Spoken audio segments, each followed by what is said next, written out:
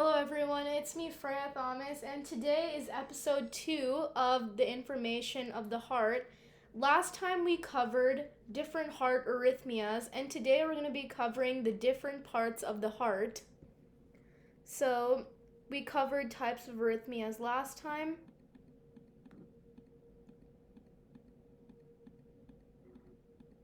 As a summarizer, if you want to understand a short summary of arrhythmias, bradycardia causes the heart to be too slow below 60 BPM. Tachycardia causes the heart to beat fast above 100 BPM. Fibrillation causes the quivering of the heart, and premature contractions in PVCS short form causes an early heartbeat. So today we're going to be covering the parts of the heart as I said earlier. So this is an animation reference we're going to be using for when I explain and show the visuals of the different parts of the heart. If you want to look at this as a whole, then you can pause it right now.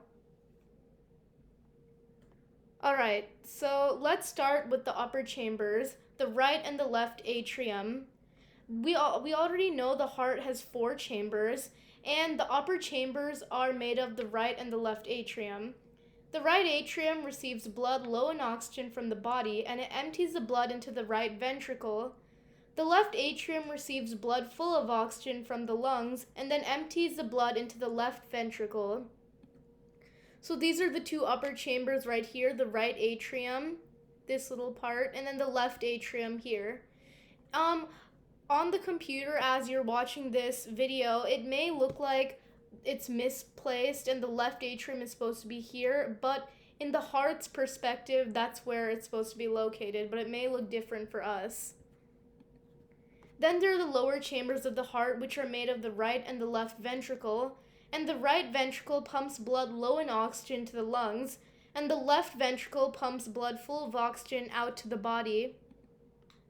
So this is the right ventricle right here, and then the left ventricle right here. As you can see, the left ventricle is a little bit more smaller in size. And then there's something called the aorta, which is the main artery of the body, and it supplies oxygenated blood to the circulatory system. So it's highlighted right here, and it supplies the oxygenated blood to the circulatory system. Then there's the pulmonary vein. And the pulmonary vein is right here. I highlighted it in the wrong spot. And it's a vein carrying oxygenated blood from the lungs to the left atrium of the heart. So here's where it is. Then there's the superior vena cava, and it carries blood from the head, arms, and upper body. This is right here. And then there's the inferior vena cava, and it carries blood from the lower body. This little tube at the lower part of the heart. Then there's the pulmonary valve. It's one of the 2 valves that allow the blood to leave the heart via the arteries.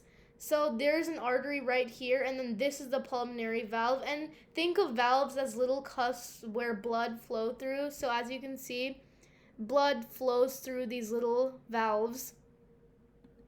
And then there's the Cupid valve, and it sits between the heart's 2 right chambers, which are right here, and then this is the Cupid valve. Then there's the mitral valve, and it's the heart between the left atrium and the left ventricle of the heart, and it consists of 2 tapered cusps, like valves usually are. And then it sits between the left atrium and the left ventricle. Then there's the aortic valve, which is right here, actually, instead of up here. And it's one of your 4 heart valves. Right here. So that's all for the different parts of the heart that I'm going to be covering today. In the next episode, we'll be talking about different heart diseases. So make sure to stay tuned. Bye.